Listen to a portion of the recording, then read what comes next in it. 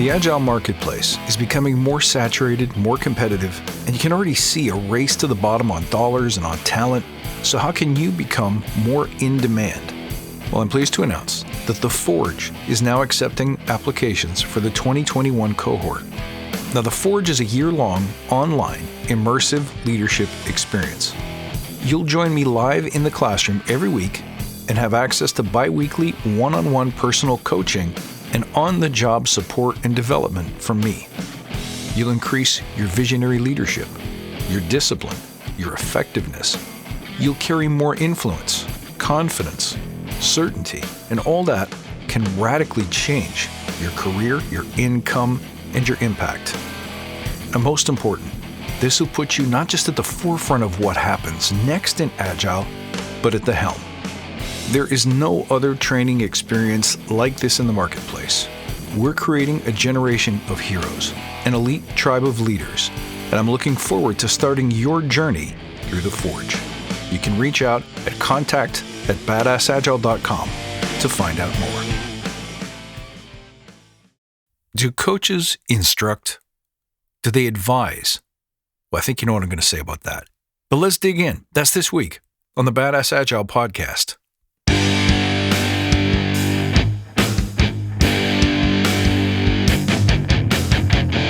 Greetings, team. Welcome to the Badass Agile podcast. I'm your host, Chris Williams.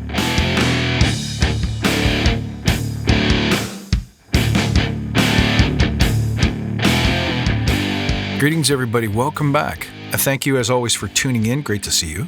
One of the big questions that you hear from time to time is, are coaches necessary?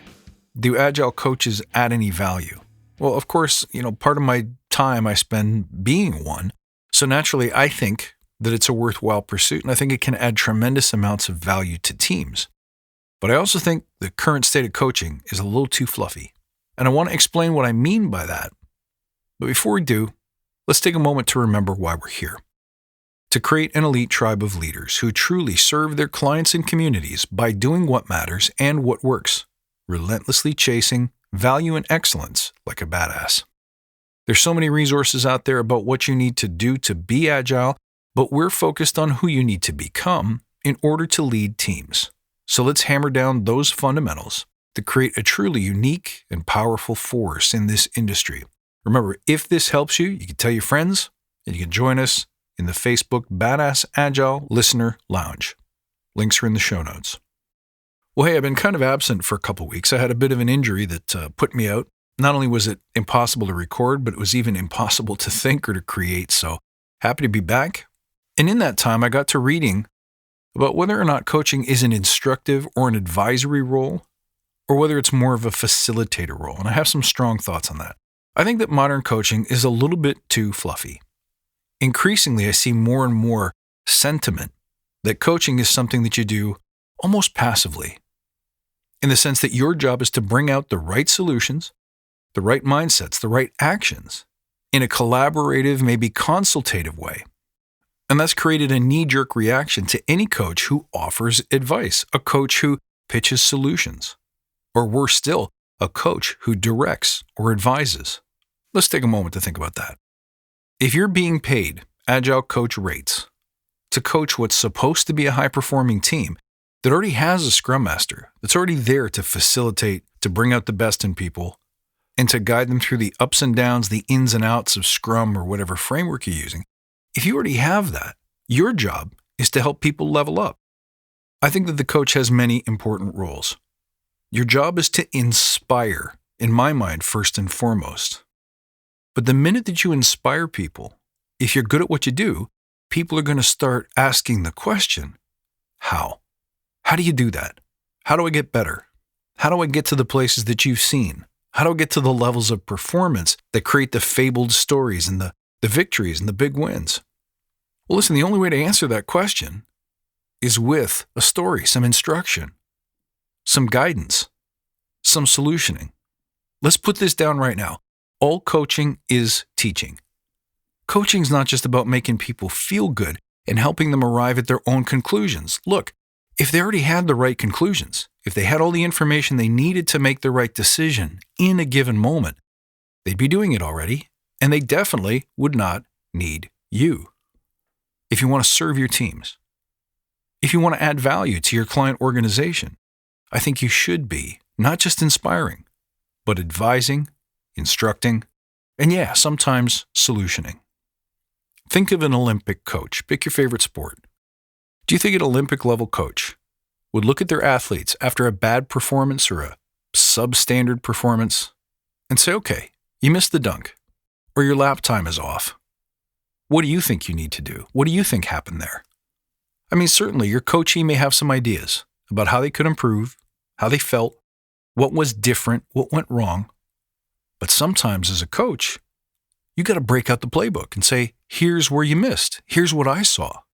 Your job as a coach is to have had enough experience that you can offer exactly that kind of advice. Your job is to guide and to mentor, to give them little experiments or performance tweaks to at least try and measure and see if it makes the difference that makes the difference. But you know something else? There are times too as a coach when you can see that people just aren't listening. They're not taking the advice. They're not being disciplined. They're not following the steps. They're not honoring practices or honoring commitments to themselves and to one another. And I think in those situations, it's entirely up to the coach to call that out, to let people know that the reason why they're not getting the results that they want is because they're failing to take either the coaching or their own knowledge, their own virtues, their own commitments to heart. You know, a great coach knows the playbook.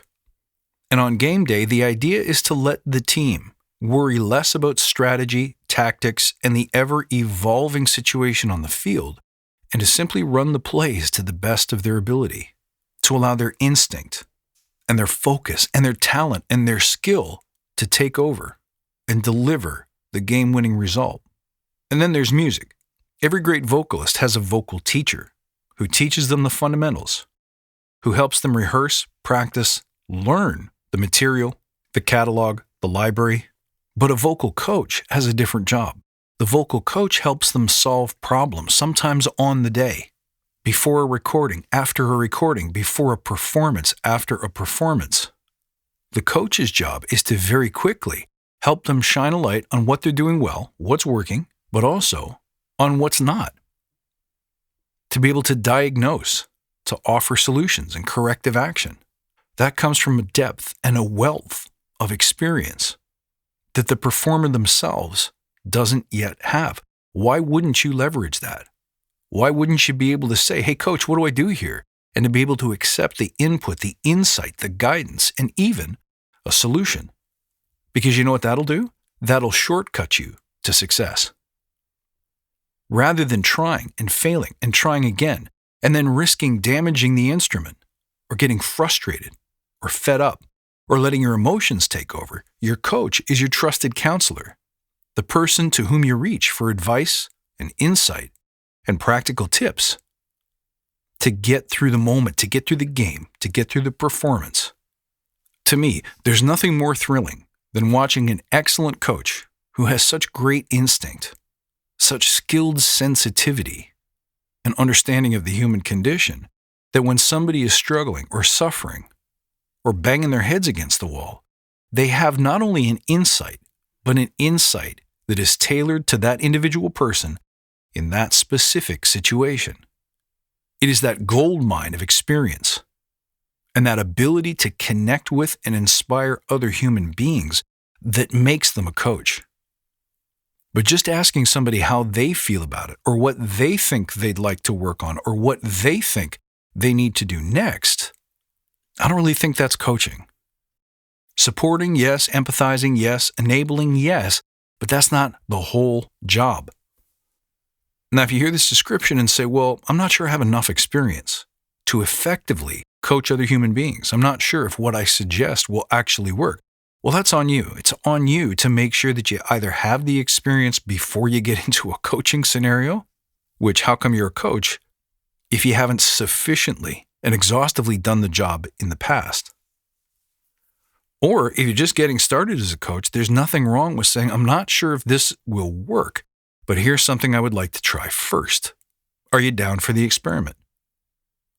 And again, there is nothing wrong with being consultative and asking your client, do you think this will work? Does this sound like something that could work for you? What are your thoughts on what might help? Those are great questions, but they can't be the only question. Because if you want to be an effective, sought-after coach, you need to take a stand.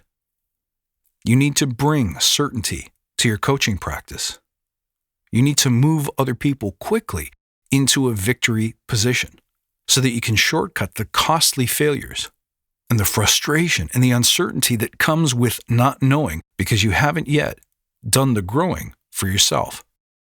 So let me encourage you this week. What I love to see is coaches who take risks, coaches who put the sum of their instinct, knowledge, and experience on the table in a way that doesn't feel or isn't bossy, but rather focused on serving the individual or team client, getting them to victory, getting them to mastery, getting them success and confidence sooner. Let me know what you think. Folks, thank you for listening. You can reach out at badassagile.com or find me on Twitter at badass_agile. I'll look forward to next time, and until then, stay badass.